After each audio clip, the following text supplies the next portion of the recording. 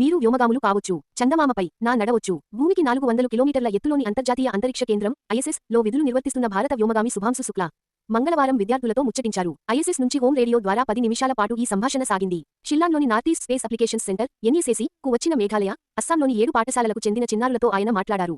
వీరు శుక్లాకు 20 ప్రశ్నలను సంధించారు. ISSలో ఆయన అనుభవాలు, వ్యోమగామిగా పొందిన శిక్షణ, రోదసిలో ఆరోగ్యంగా ఉండటం తదితరాల గురించి ఆరా తీశారు. నేను భూమికి తిరిగొచ్చాక మీకు మార్గనిర్దేశం చేస్తా. మీలో చాలామంది భవిష్యత్లో వ్యోమగాములు కావచ్చు. కుతూహలాన్ని కలిగి ఉండండి, కష్టపడి పనిచేయండి, ఆత్మవిశ్వాసాన్ని కలిగి ఉండండి. మీలో కొందరు చందమామపై నడుస్తారు కూడా అని పేర్కొన్నారు. అంతరిక్ష కేంద్రంలో జీవనం సూర్యకాంతి ఆధారంగా సాగదని చెప్పారు. మేం సూర్యుడి ప్రకారం నడుచుకోం. ISSలో నిత్యం 16 సూర్యోదయాలు, సూర్యాస్తమయాలను చూస్తుంటాం. అందువల్ల మా చర్యలకు సూర్యకాంతి ప్రామాణికం కాదు. గ్రీన్విచ్ సమయానికి అనుగుణంగా సెట్ చేసిన ఒక గడియారం ఆధారంగా మా దినచర్యలు సాగుతాయి అని తెలిపారు. భారరహిత స్థితిలో శరీరం ఎన్నో మార్పులకు లోనవుతుందని, అందువల్ల కక్ష్యలో ఆరోగ్యంగా ఉండటానికి వ్యోమగాములు నిత్యం వ్యాయామాలు చేయాలని చెప్పారు.